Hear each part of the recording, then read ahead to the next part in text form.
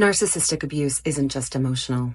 It's neurological. What they did to you, it changed the way your brain works. And you're not crazy for feeling foggy or anxious or disconnected from reality. That's not just trauma. That's brain damage from psychological warfare. Let's start with the amygdala. This is the part of your brain that processes fear. So when you're constantly gaslit, when you're constantly manipulated or walking on eggshells, your brain goes into survival mode and your amygdala grows hyperactive. So even after you leave the relationship, your brain is constantly scanning for danger. And that's why you might feel triggered by the smallest things, a tone of voice, a text, or even silence. Your brain learned that safety could turn into chaos at any moment. Next is the hippocampus, and this is responsible for memory and learning. Studies have shown that chronic emotional abuse can actually shrink this part of your brain.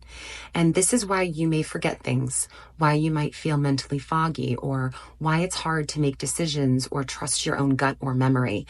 The narcissist conditioned you to doubt yourself, to question your reality, and over time, that self-doubt became neural programming.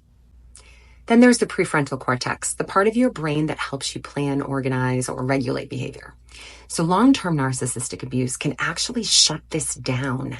And why? Because when you're constantly criticized or blamed or intimidated, you stop critically thinking and go into freeze mode. You start living in reaction instead of intention. You become someone who's surviving, not someone who's creating. And this leads to the collapse of self. You lose your sense of who you are because your brain has been hijacked into living someone else's narrative. But here's the good news. Neuroplasticity is real.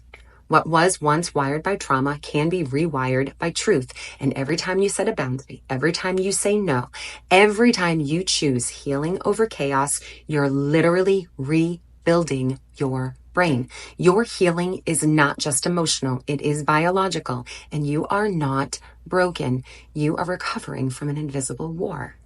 And every step forward, it's a miracle of survival. And I am so proud of you.